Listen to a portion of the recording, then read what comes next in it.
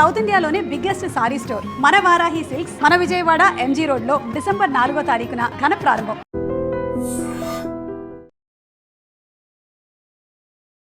Hong Kong ఉత్తర థాయిపోలో జరిగినటువంటి అత్యంత భారీ రెసిడెన్షియల్ ఎస్టేట్లో జరిగినటువంటి అగ్ని ప్రమాద ఘటన తెలిసిందే.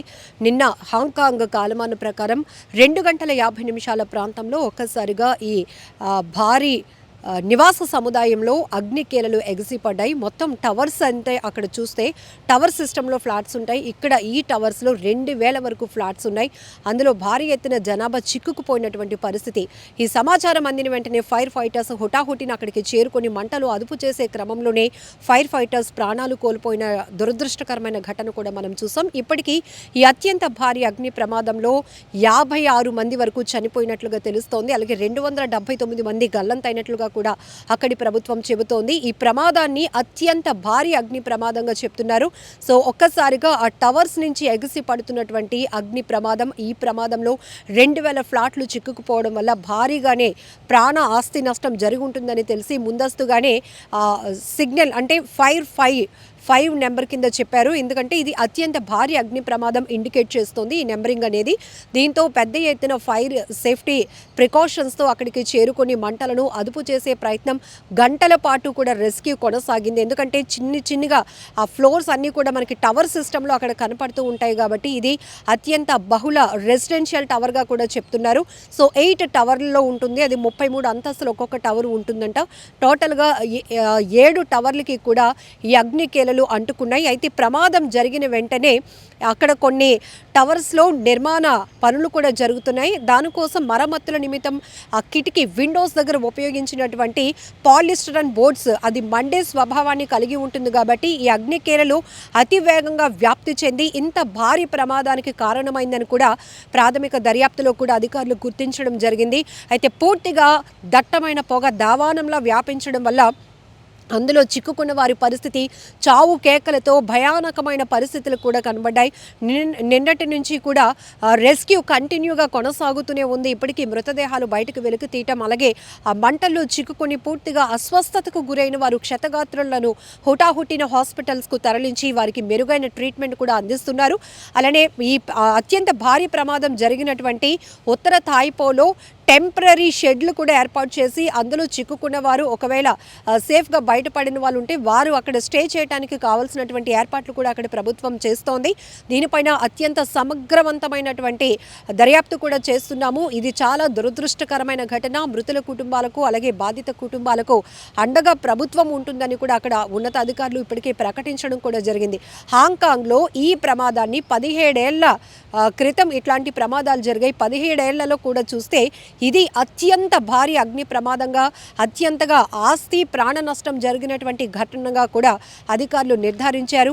ఒక్కసారి ఈ ప్రమాద ఘటన దృశ్యాలు స్క్రీన్ పైన చూసిన వెంటనే ప్రతి ఒక్కరిలో వణుకు పుడుతోంది. ఎందుకంటే ఈ మధ్య మనం డెవలప్మెంట్ పేరుతో టవర్ సిస్టమ్స్ మనం చూస్తున్నాం.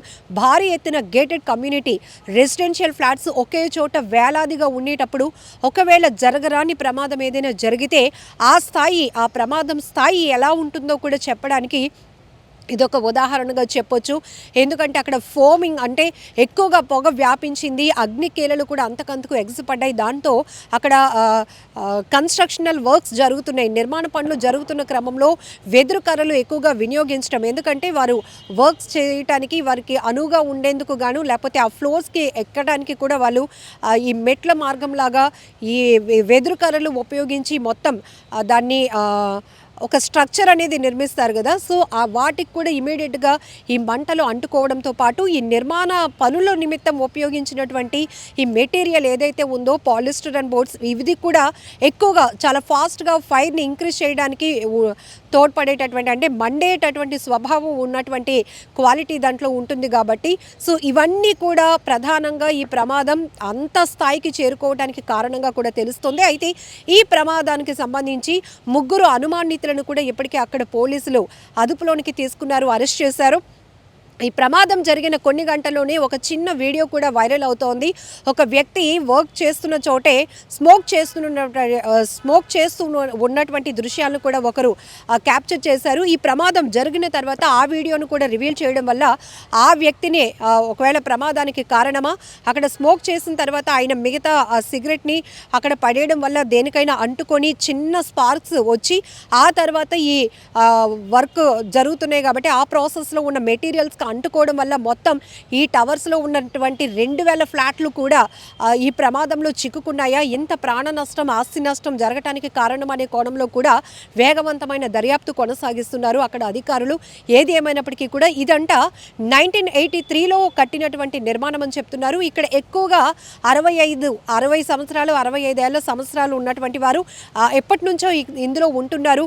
మరి అలాంటి ఏజ్ గ్రూప్లో వాళ్ళని ఇమీడియట్గా వాళ్ళని బయటికి ప్రొటెక్ట్ చేయడం అనేది ఎంత రెస్క్యూనో మనకి ఊహించడానికి కూడా అర్థమవుతోంది. అక్కడ పరిస్థితులు ఎలా ఉన్నాయి, ఒకరికొకరు తప్పించుకోవడానికి కూడా అవకాశం లేనటువంటి పరిస్థితి. ఇప్పటికీ కూడా రెస్క్యూ కంటిన్యూ చేసి కొనసాగించి ఇంకా ఆ స్మోక్ వల్ల స్పృహ తప్పి పడిపోయిన వాళ్ళు ఎంతమంది ఉన్నారు, లోపల చిక్కుకున్న వాళ్ళు, ప్రమాదం జరిగిన తర్వాత ఎక్కడికక్కడ పారిపోయిన వాళ్ళు ఎంతమంది ఉన్నారు, ఇప్పటికీ 279 మంది వరకు గల్లంతైనట్లు కూడా అక్కడ ప్రభుత్వం చెప్తోంది.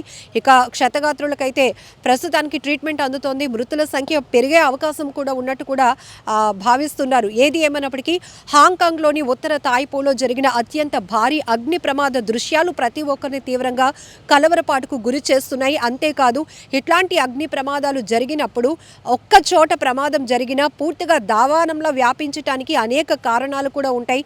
అందులో రీజన్స్ చూస్తే కనుక ఇక్కడ నిర్మాణ పనులు జరుగుతున్న చోట ఉపయోగించేటటువంటి మెటీరియల్ కూడా, అలానే వెదురు కర్రలు, ఇవన్నీ కూడా ఇమీడియట్గా మొత్తం ఆ టవర్స్ అంతటికీ కూడా అగ్నికేలలు పొగ వ్యాపించడానికి కారణమైంది. అందుకే అత్యంత భారీ అగ్ని ప్రమాదంగా కూడా అధికారులు భావిస్తున్నారు. నిజంగా ప్రస్తుతం ఉన్నటువంటి సమాజం దేనికి ప్రయారిటీ ఇస్తుంది?